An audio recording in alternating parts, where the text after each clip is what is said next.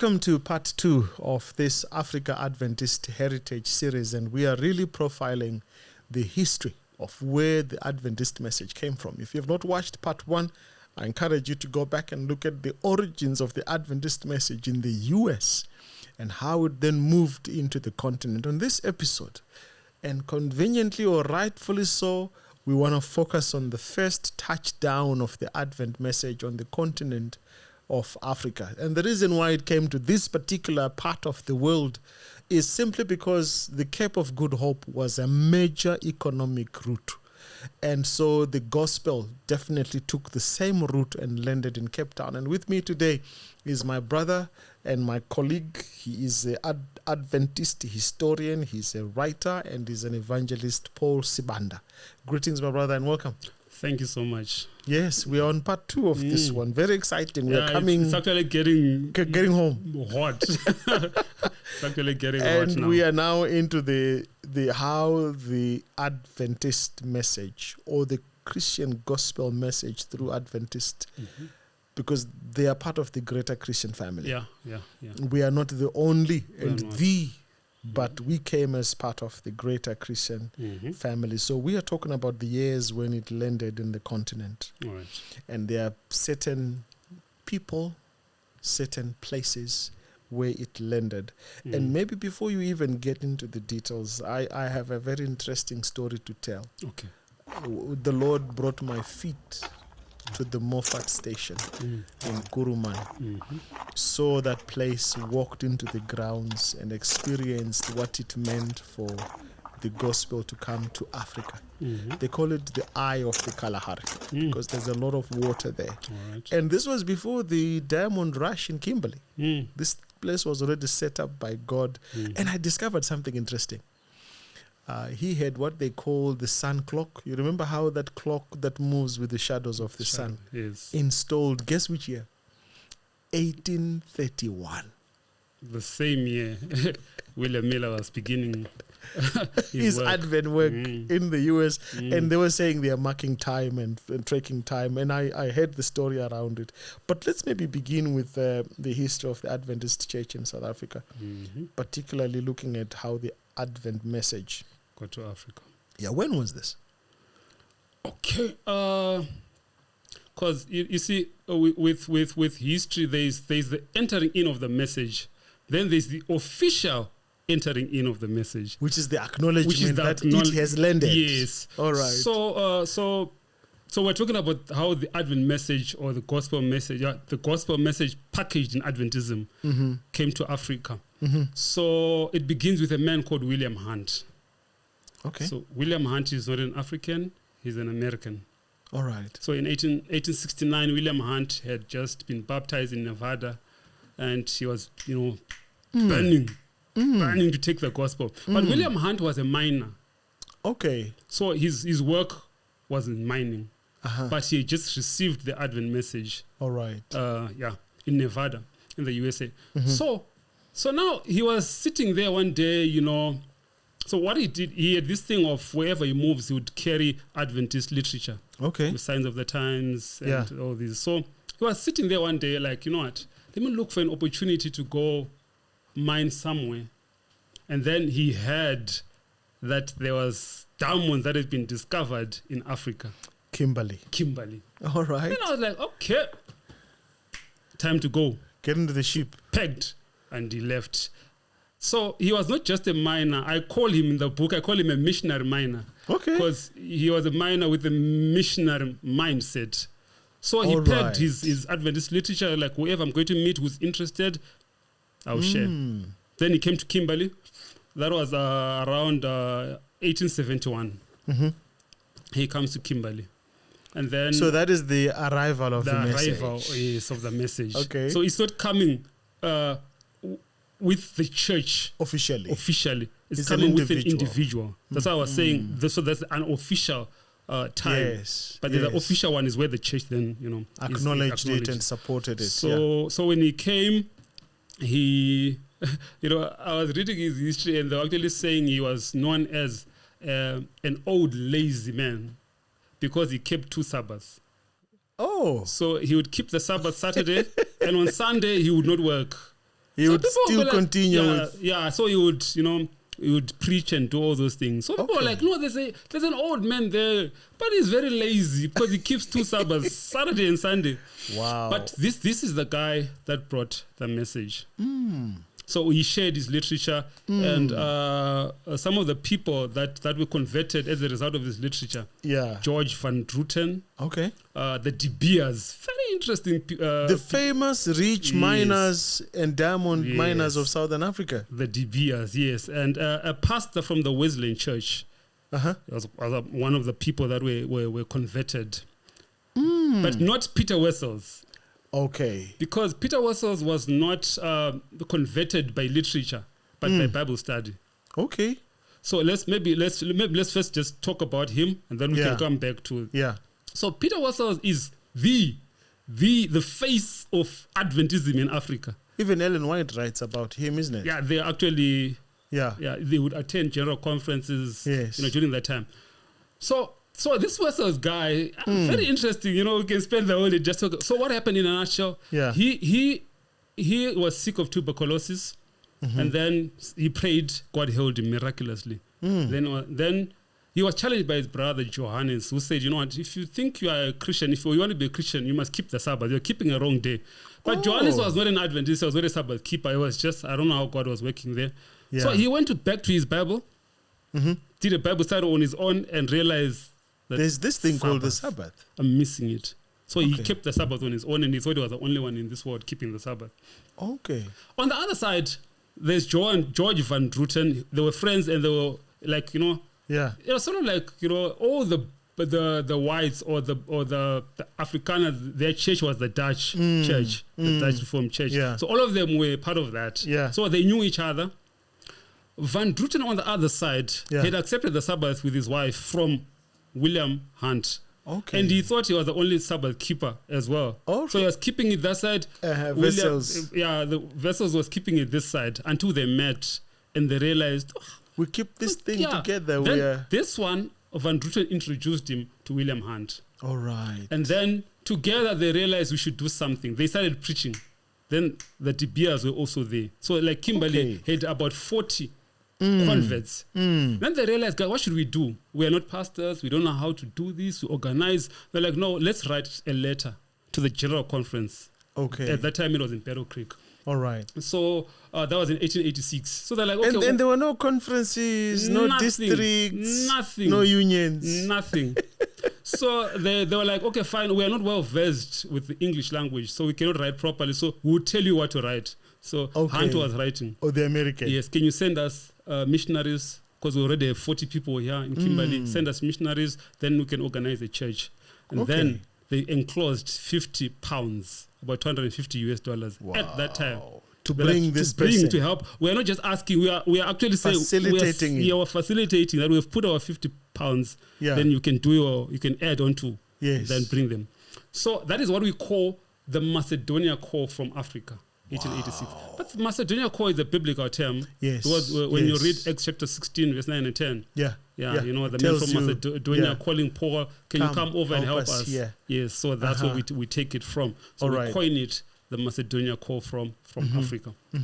So the general conference then responds by sending 8 missionaries. Yes. So there were 2 pastors, Pastor Boyd and Robinson. Robinson, yes. Boyd and Robinson, and their 2 and their wives. Yes. And then there was one. There was also Anthony and George. They were literature evangelists, right? Yeah, literature evangelists. And one Bible worker, Miss Corey. Miss Corey. Miss Corey. She was not married. So this is the group that came. But there was another man that was also supposed to be part of that.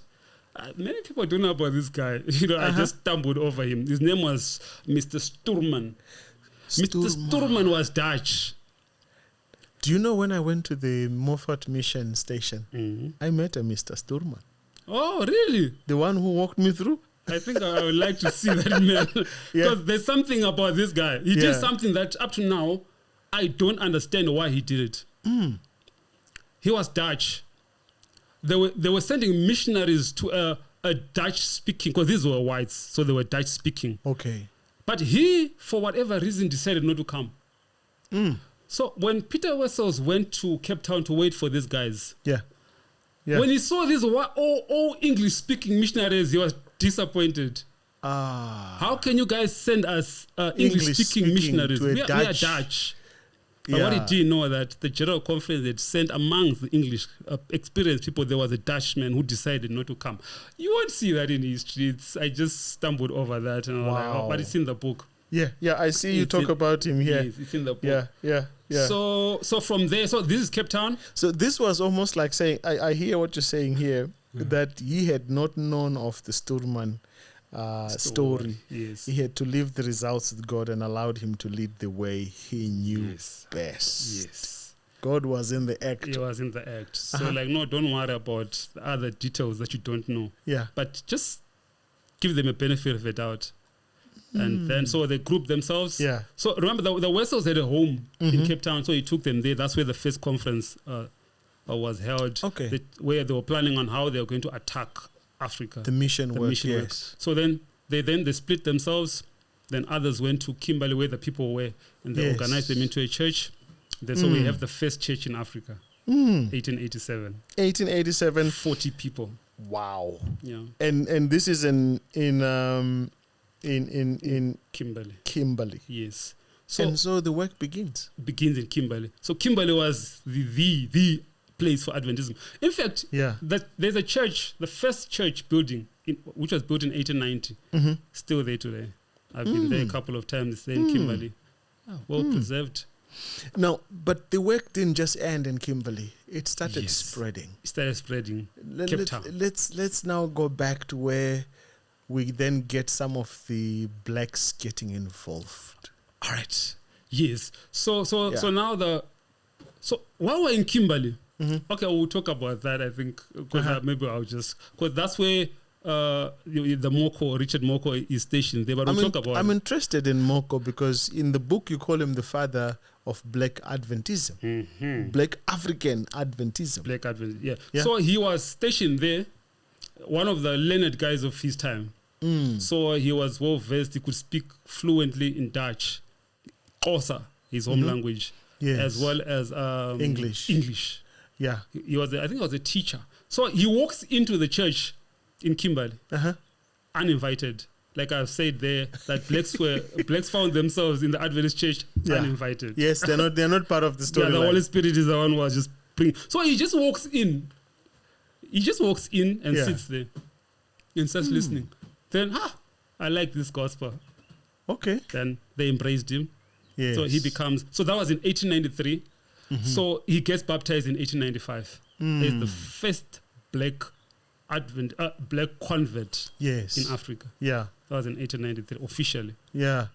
So then, because he was well learned and eager, they then set him, to be the preacher, the evangelist. He's the one. He even is the first author as well. So he was an author. Okay. He was a preacher. Yeah. He was everything. Yeah. Cow porter. Yes. But then as the work continues to grow, in the book here, you talk about some of the famous congregations that we had: the Beaconsfield Church, the Roland Street Church. Yes. So the Beaconsfield was the first one that was built. That was the one, yes. And then the work moved back to Cape Town, because Cape Town was always the root. And then Cape Town became the hub. Yeah. Even the first school is found in Kimberley. First Adventist school in Africa is found in Kimberley. So then the shift went back to Cape Town. So while the Diamonds were famous and everyone was coming in later on, it's the route for travel that became the first famous place for communication. And back then, remember, they were using horse carts. So the travel was not as efficient to go into the hinterland. But Diamond was very attractive, and even the rail line was very quick to get to Kimberley. Yeah. And for some reason, Kimberley was the way to Cape Town. So even though they were coming from Rhodesia, they would go via Kimberley. Yes. I was shown the N1 route that passed through that space, and I was like, it never became the real route N1. But anyway, so we also have Rockabye Church, which was the third church that you mentioned here. Who are some of the I'm tempted to stay on Umoko, Richard, because he's the first one. And this story is quite compelling. How he served as the first black South African preacher. But the work continued to grow. Yeah. And there were many others that came into the fray of this message. Maybe if you can walk us through, how did it actually begin to spread and reach other territories within South Africa? All right. So we find that the first church is found in Kimberley, which is the Northern Cape. The second church is Roland Street, which is Cape Town, which is the Western Cape. The third is the Rockby, which is Eastern All right. Cape. So these are the provinces that were represented. But then the black work was strong in the Eastern Cape. Because remember, that's where Moko comes from. He's Xhosa. So then they made him to go back to the Xhosa land. It was called Kafra land during that time. And then that's where you find the first African mission in South Africa, Maranatha. Okay. Which was before that called Kafra mission. All right. That was 1906, 1904, and then 1909 it becomes Maranatha. In the heart of what they called Karfaland that time, which is the Eastern Cape. Yeah. So that's how it moved with, and the leading light was Richard Moko. Okay. So he would go. So the others, your Western Cape and Kimberley were just left for the whites, and then Cape Town also became the hub for the colors, the colored church. Yeah. The color church. So you will recognize when we're talking about the first institutions, we will talk about that. Yeah. Like the first institutions with the whites, the colors, and but remember, because of apartheid, it was a bit tough for the church in South Africa because it had to be even. But then apartheid was saying there's no unity. Yeah. We are not the same. Yeah, but before apartheid came in, racism obviously was very rife. Yeah. And so even though we have Richard Moko accepting the message, and then the work is growing in Western and Eastern Cape and part of the Northern Cape. So the Capes are strongly involved. Yeah. But you did mention briefly, which I think we want to go back and really review the role, because the Wessels family was quite rich. Yeah.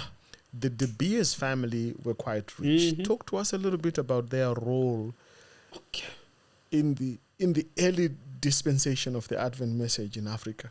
All right, that's an interesting one. Who should we begin with? I think let's start maybe with the De Beers, and then I also want to fix something on the De Beers, like in people's minds, which is actually not correct, because people think that the present De Beers are Adventist, which is not. Which is not correct. I would wish they are, and they become. Okay. Yeah. Deep in my heart, I would want them to become. Okay. So what happened was in 1890. Okay, let's start with the De Beers. We say the De Beers were the first. The brothers, they were the first, one of the first people to be converted to Sabbath Adventism. keepers. Yeah, to be Sabbath keepers. So, and then they. I don't know how God works in mysterious ways. Diamonds were found on their property, on their farm. All right. Yeah, and then they sold the farm, and then they got the money, and then they put it into the church. And then, I think was it in 1890? All right. Peter Wessels, the Wessels family, the same thing happened. The same things happened, and there was diamonds found on his farm. And he sold that mine, put the money into that's how these guys became rich, the De Beers and the Wessels. But then one thing that I loved about them is that they put most of the money into the mission. And if you notice almost all the institutions that were built, the first institutions in South Africa, the Wessels would put half of the money that was needed. The first church that we talked about. Yeah. He put half. Claremont Sanitarium. Yeah. Which was one of the very first ones as well. He put half of his money. So they were putting their money to make sure that this thing goes. Yeah. I'm hearing the Spirit talk to the rich men of our day too. Exactly. But then the problem comes, I think, with, the devil then takes advantage.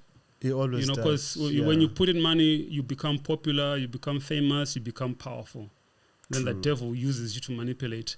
If the sanitarium that we're talking about, the Claremont sanitarium, the church lost it to the Wessels.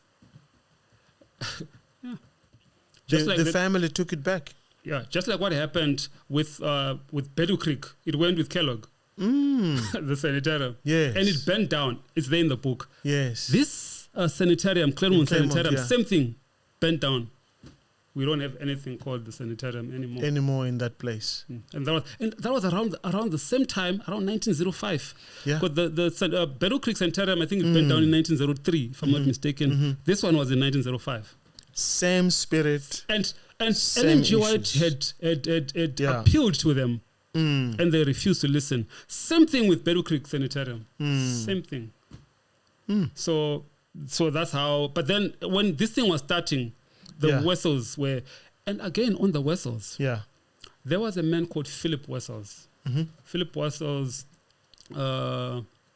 he, apartheid came in 1948. Yeah. But segregation was already in the church in 1893 in South Africa.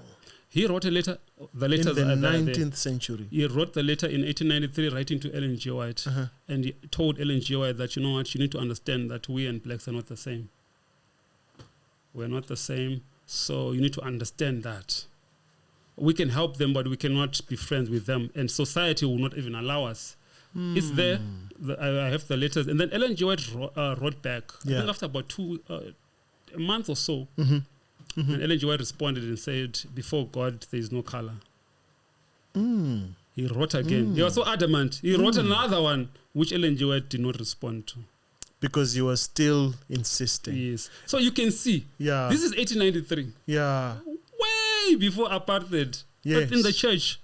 I guess it's to do with the whole racism agenda that the devil drives, which is a wedge to divide nations and cause them to fight. Because even when the colonial project came with even the European-based mission societies, racism was a big issue. But the missionaries were trying their level best to improve the conditions of the people. But it is the politics of the day.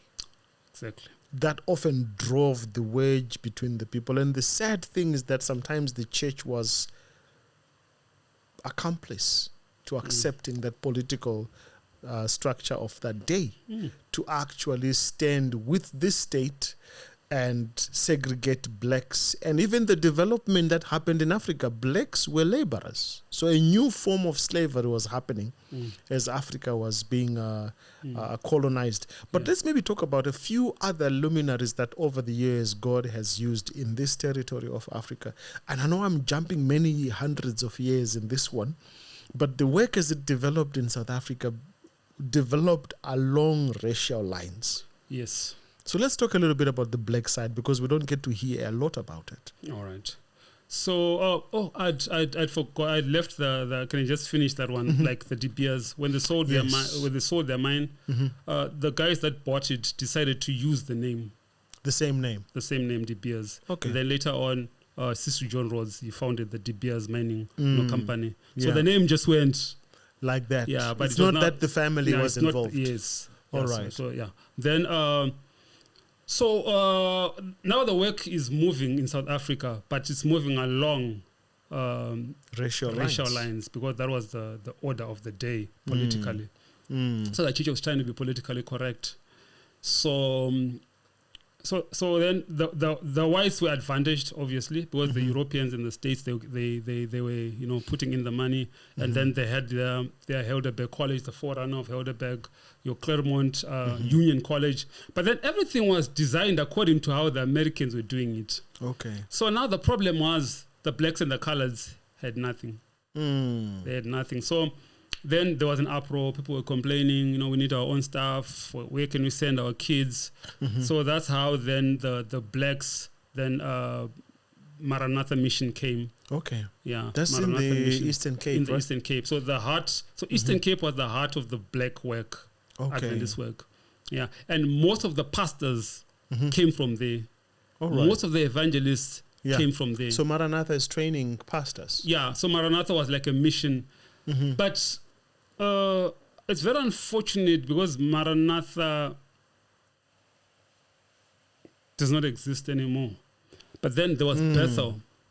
That came up. Yeah, so Bethel College was like the training center for ministers. So you see most of our pastors, the Tulankosis, whatever, they all came from this.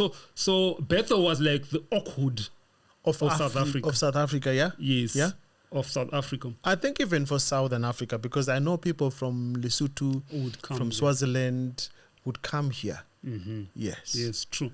Because so that was around 1919. In the early 20th century. In the early 20th century. That's when, so they would train and put them out. So you see that the Advent message was just that side. All right. Gauteng and whatever, this side, there was really nothing much happening for the blacks. So that's how it started. And then the colors also later on in around 1929, they had their own Good Hope. All right. Good Hope College. Yeah. That was training the colors and also, penetrating the colored world in South Africa. Then also hospitals. There's one hospital that very few people know about. Noguphila Hospital. Noguphila. Where was that? Noguphila Hospital was in Sophia Town. Okay. In Joburg, 1936. Wow. So this one was for blacks. Was it established by Adventists? Adventists, yes. There's an Adventist institution in South Africa. Because the whites already had Claremont and others dotted around in the Capes, in the Northern Cape. And so the Africans needed their own, so they got... So it was, and also Indians were part of that Noguphila. But then it was destroyed. The government of the day came in. The devil was using that. Really? And they said, "No, what? We want to move people from here. So the people that are in your wards. Soweto, what do you call this place? I'll think of the name. So they were moved to that place. Endofire. Yeah, they call it Endofire. What? Meadowlands. Meadowlands. Yes. So the people who were living in Sophia Town, where our Adventist institution was, the hospital, they were moved and they said, we want to destroy this place and make a new developments.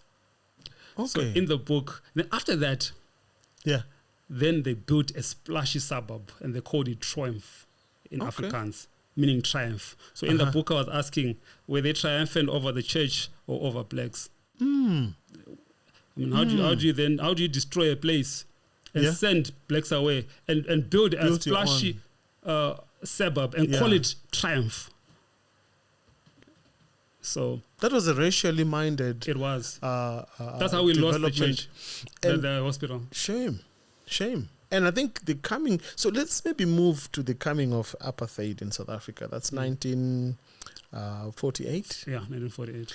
How did it impact the development of that work into the present day when South Africa gets free?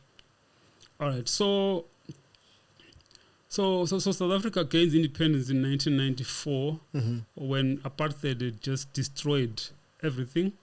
So, like mind-wise. So now the new South Africa is saying, let's be united. Rainbow Nation, let's be united. But then there were people that had come into the new South Africa with an old mind of apartheid. And some of them were in the church. So this thing never died. Okay. It never died. And so it was still going, along racial lines. So it was it was an umbrella word that we're in a new South Africa. I mean, maybe the leaders wanted it to be like that, but the individuals, the church members, some of them were still tied up to that. The old system. So it took time. So now, then this is why I think I also wrote in the book that you see why Adventism is not flying in South Africa. It is because nothing was done about apartheid. It's actually a hindrance. Because people think the Advent message in Africa started in Zimbabwe. Because it's insignificant. You're quite right. Yeah, but then it started here. But apartheid made sure that this thing doesn't flourish by using this segregation thing. But I think also the church had a part to play in the government of then, which then made them ineffective. Because how many whites did you had in South Africa who were Adventist back then? Yeah, because the numbers were with the blacks. Yeah, again, the blacks. Once again. So if you segregate the blacks from your church, all right, and you leave them to do their own thing, they're going to grow, obviously, but then they're not going to be united with you. And that is the part of our church perhaps we don't talk about. And you're quite right. The moment you leave the metros of South Africa into the rural areas, you'll be lucky to get an Adventist church. Yeah, true. They are not even known out there. Yeah, true. Okay. And so you're quite right to say, if the history is like that, how is it affecting the present? Yeah. But even with that history, Paul, there are many luminaries that have come out of this country that have really done great for Black Adventism. You want to share a few of them? I know you talk about a few in the book here. Yeah, I think Dr. Papu. And his greatest contribution is also his African perspective to the Advent message, isn't it? He's from the Eastern Cape. Eastern Cape. so you see, Eastern Cape was massive. It was strong. Yes. It was strong, and so we have Dr. Papu. I think I'm going to bring him on a podcast, talk about the African perspective to the Advent message. He loves that. Yeah. So we also have, these are people that I also respect. Well, he focuses more on African on Adventism in South Africa. That's your Pastor Tulankosi. Yes. Yeah, your Nhlapos. They were impacted by this. They are recipients of this Black Adventist. You can't leave out Ushongwe. Yes, Dr. Shongwe. He's actually in the book. Yes. He's actually in the book. Yeah. Yeah. Utingindawo. Yes. Ushongwe. There's also Makua. And there's also Paswana. I'm looking at the origins of the TOC conference and the luminaries that worked from the beginning. Talk to us about the independent South Africa, because you mentioned something very critical, which I think it requires us to dissect it. The politicians have agreed, let's leave this thing behind us. Let's set up a new South Africa. But the church didn't. Up to today, we see that the church is run on racial grounds with different conferences, particularly in Gauteng. Yeah. Okay, which was the late karma in the Advent message, but they failed to dismantle that, and we still see different conferences. What has been historically the issue that has led the church to be developed in the way it is developed? Is it just the race, or there's more to the race? Or maybe we worship different gods? I think where the church missed it is, do you know that the Adventist church in South Africa is the only church that never made a statement on apartheid? Why? How evil apartheid was. Why do you think it's so? I think because you mentioned that the whites were few in number, very few, but they were well connected to the politics of the day.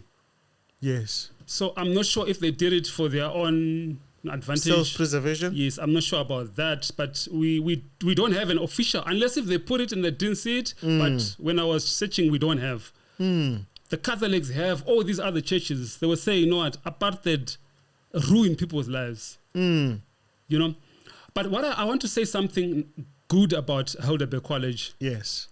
They gave, what's his name, pastor, the colored pastor from Zim.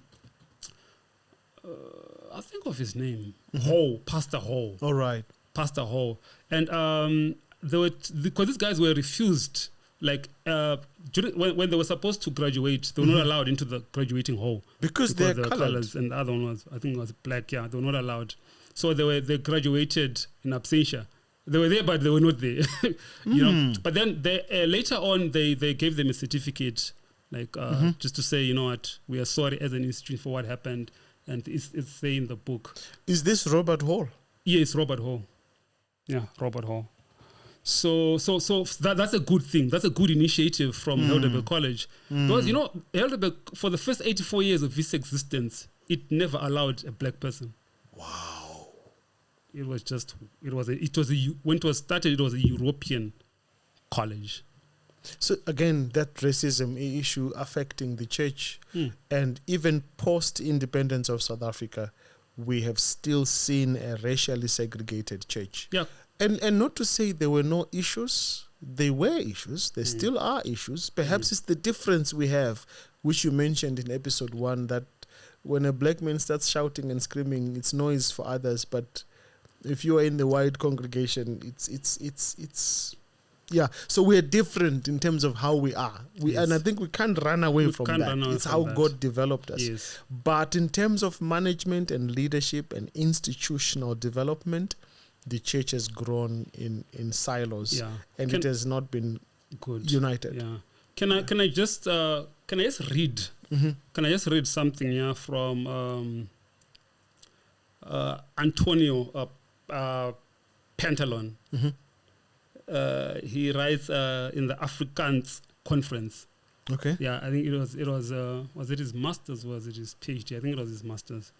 He writes and he says, on page 309 of his work, he says, because the church patterned itself after the thinking of the politicians, dreadful inequalities became apparent. So I'm reading this so that people don't say he's saying it because maybe he's racist. I'm not. This is history. These are facts. So he's colored. And he's colored. Yeah. Yeah. He's not from, he could be said to be black, but he's colored particularly, yeah. So this was the order of the day. So the church patterned itself after the thinking of the politicians, and dreadful inequalities became apparent. So the colors were feeling the heat. Yeah. The blacks were feeling the heat. The Indians were feeling the heat. Yes. But thank God, because now we started having our own institutions, doing our own things, preaching to our own people.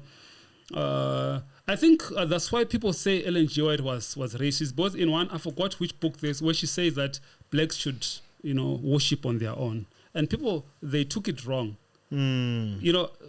She knew the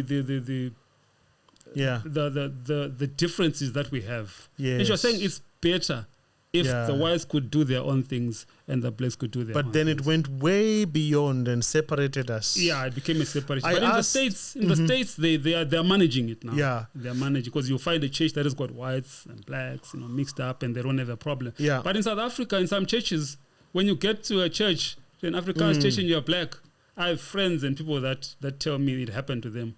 So just come and tell you, my friend, you're in a wrong church.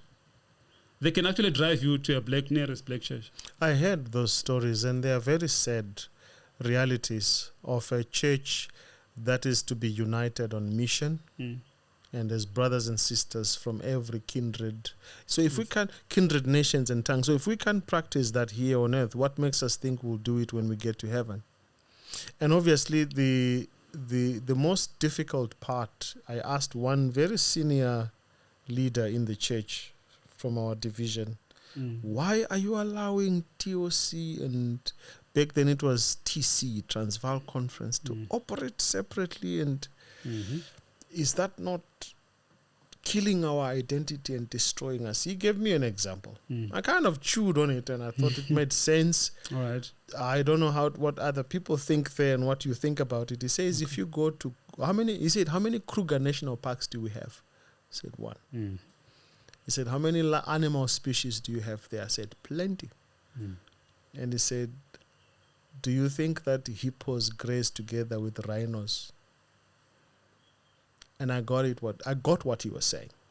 We are still one big family, but if you graze there as the gazelles, and you allow the baboons there, and you allow we are still in one big family. All right? And let the natural defense mechanisms that animals use in the park, where those who graze up in the top can see far and give a warning to those who are grazing down here, it will save them. So what we must do is to find mechanisms to collaborate. We are not the same. We are in one park, but we are not the same. We're not the same, yes. So I understood what you were saying. We are diverse people, but we should work together, because baboons, when they are up the tree and they see a leopard coming, they'll make a call. Whoa! Yeah. And the gazelle who's grazing down there, who does not have elevation, is warned. So they have a way of working together, And I think that's what we need to fix. We need to fix. I mean, this is not about black and white. This is about mission. True. And the whites acknowledge Revelation 14, go ye therefore, and preach the third angel's messages. We also do that. So I think the issue here must be we are united in mission. Yes. We are different. We are wired differently, fine. So we can do, but we are united in mission. Yeah. So that's what's important. Yeah. And I think that's what I would hope we will explore. But we have limited time. I want us to wrap this one for South Africa. And I love the concept of united on mission. And I love the idea of diversity, because it would be boring if we are all blacks. Yeah. I think God in his great knowledge knew the gospel must go to all nations and kindred and tongues and people. Yes. Your closing remarks on the gospel in South Africa, the Advent message in South Africa. All right. So the Advent message in South Africa is quite interesting. It blows cold and hot. It's got emotions. The history is very interesting, but very emotional. But I think that the current leadership is trying by all means to unite us for mission. But the problem is the individuals. So I think God has to do something to individuals. God has to do something to individuals to have a bigger picture. So if we address ourselves individually and we then unite together, we can do a great work in South Africa. There's opportunities. We have the funds. We have the resources in South Africa. But the problem is the mindset. The mindset is the problem. So I think in South Africa, for the church in South Africa, we need to change our mindset. In fact, God must help us change our mindset, because on our own we can't. Yeah. Once our mindset are changed and we look at mission from the same lenses, then we can do a greater job together. Yes. White, black, colored, Indian. Yeah. So would you agree with me that South Africa remains an unentered territory for the Advent message? Yeah, because if you look, it's there in the book. If you look at, I give that the statistics. If you look at the number of Adventists in South Africa vis-a-vis the number of people that are living in South Africa, it's a drop in an ocean. Yeah, less than 5%. Yeah, because the last time I checked, we were around 500 and something thousand. Yeah. How many are we? 60 million plus. Yeah. There's work to be done in South Africa. And so let's put aside those differences and focus on the mission and push the Advent message, the gospel message, the everlasting message to the ends of the world. Thank you so much for taking time to listen on this. I know we were skating over 200 years of history, but the Lord bless you, the Lord keep you, and keep watching. We will be moving to other African countries. How did the gospel arrive in your country? Let us know if this has been a blessing to you. Leave a comment below, a question, add whatever you know that might clarify certain things we may not have clarified on this podcast. God bless you. See you on the next one.